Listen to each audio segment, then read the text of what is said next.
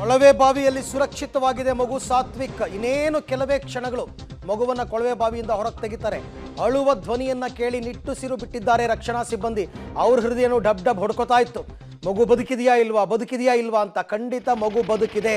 ಮಗು ಅಳುತ್ತಿರುವ ಸೌಂಡ್ ಕೂಡ ಕೇಳ್ತಾ ಇದೆ. ನೀವು ಕೂಡ ಕೇಳ್ಬೋದು ನೋಡಿ.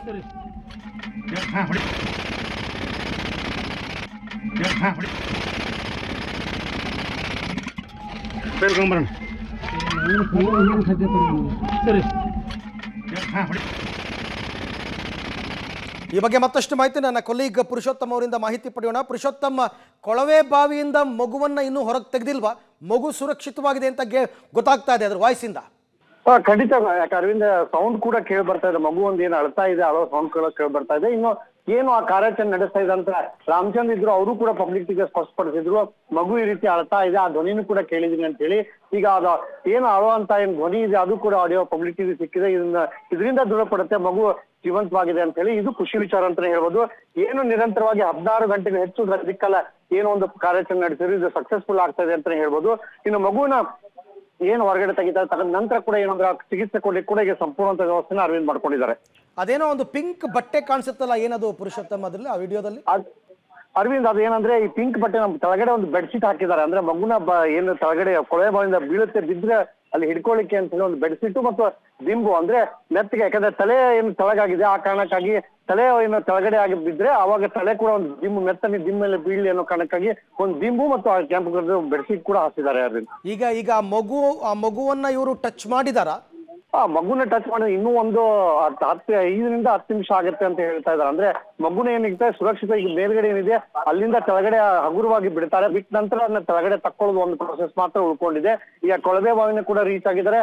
ಅದನ್ನು ಕೂಡ ಈಗ ಏನು ಅಂತಂದ್ರೆ ಡ್ರಿಲ್ಲಿಂಗ್ ಮಷೀನ್ ಇಂದ ಹೊಡೆದು ಆ ಕೊಳವೆ ಬಾವಿನ ಕೂಡ ಕ್ಲೀನ್ ಮಾಡ್ಕೊಳ್ತಾ ಇದ್ದಾರೆ.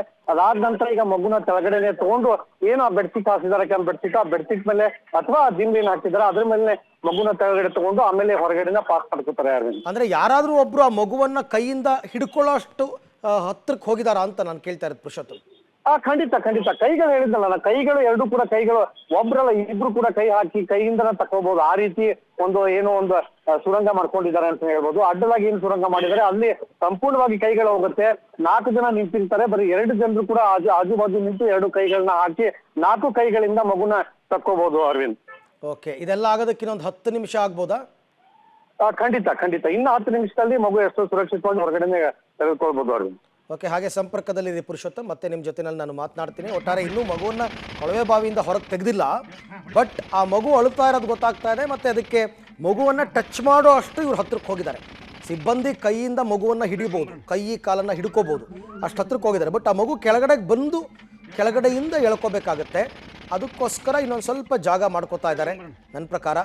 ಆ ಮಗುವನ್ನು ಹಿಡ್ಕೊಂಡು ನಿಧಾನ ಕೆಳಗಡೆ, ಅಕಸ್ಮಾತ್ ಬಿದ್ದುಬಿಡ್ಬೋದು ಅಂತಲೇ ಕೆಳಗಡೆ ಪಿಲ್ಲೋ ಮತ್ತು ಬೆಡ್ ಎಲ್ಲನೂ ಹಾಕಿದ್ದಾರೆ, ತೊಂದರೆ ಆಗದೆ ಇರಲಿ ಅಂತ. ಆದರೂ ತಲೆ ಕೆಳಗಾಗಿ ಬೀಳೋದು ಡೇಂಜರ್, ಆ ಥರ ಆಗಬಾರ್ದು.